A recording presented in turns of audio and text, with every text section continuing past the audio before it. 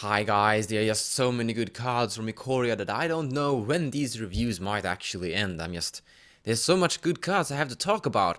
Here today we have Reille the Everwise. It's a Izzet, really awesome human wizard lady.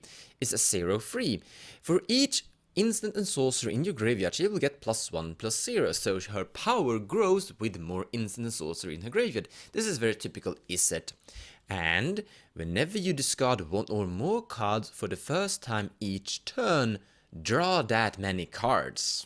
Let's just begin with looking at a very typical example: Faithless Looting and Frantic Search. Frantic Search is 3 mana, draw 2 cards, discard 2 cards, and untap 3 lands. With Reille, you will then draw 2 additional cards after you've discarded your cards.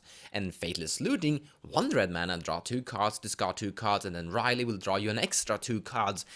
The synergy and value here is amazing, but the cards we're currently looking at are good on their own. We are already playing them in cEDH without any demand for synergy at all. So here you have a good example where you have both good individual card and synergy with them. And don't worry, I don't think you need to look that hard to find enough cards that will give you discard effects for your Reille. So let's start with talking about if we're going to put her inside the deck or if we're going to run her as a commander.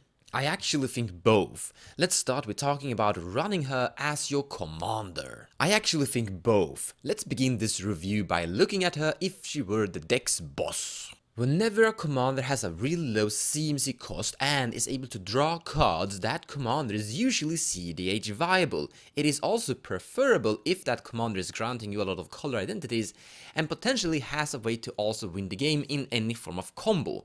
Now, Reille has a really low CMC cost and she's able to draw cards, so you have 2 things going for you. She's not on really that many color identities, she's on 2, the Izzet color identities. And there's no actual way to win the game with her. She doesn't perform any form of combo. She has something of a Voltron smashing face thing. I mean, her power is gonna grow pretty big. That's something, but that isn't really good enough. The reason why I have Tymna and Phrases here is that they are a very good example to showcase what is really pushing it. And otherwise, we just never be able to compare ourselves with these commander titans. But she should be able to at least perform and do something. It's not gonna be an amazing deck, but it's gonna be a decent deck. It's gonna be a functional deck. I guess you have to find and figure out some form of combo that is just gonna work for you in the color identity of blue and red, and then just use this really low CMC cost commander that could be a Voltron commander that is just drawing a lot of cards for you. It should probably be a very graveyard heavy focused deck.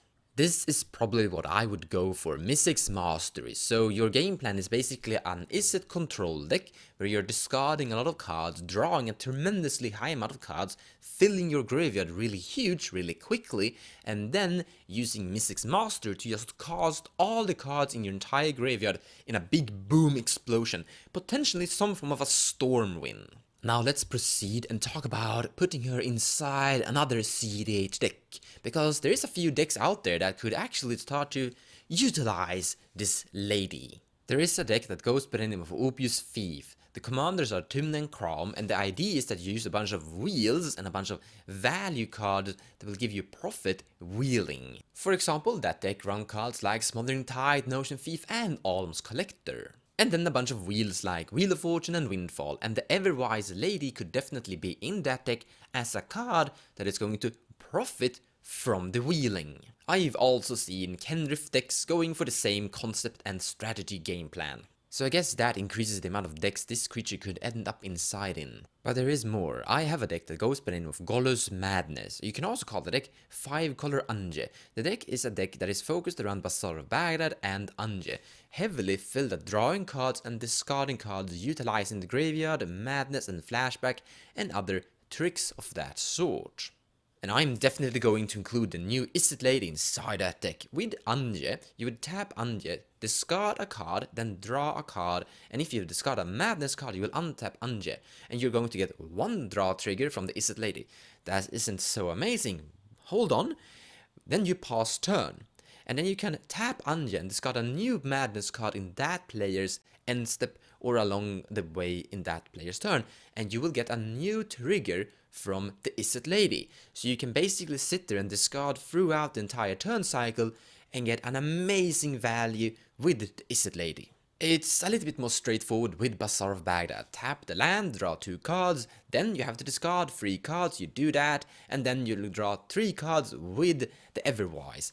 That is truly amazing. By the way, if you're going to build an everwise as your commander, I highly recommend having Bazaar of Baghdad in that deck. I think that land is going to be auto-included. The Golos Madness deck has actually gotten a lot of upgrades along the way. It actually have been existed for a really long time, even before Golos actually existed. And in any case, in the description of this video, because this deck has gotten a lot of upgrades, I will share a link to this deck's tapped out page.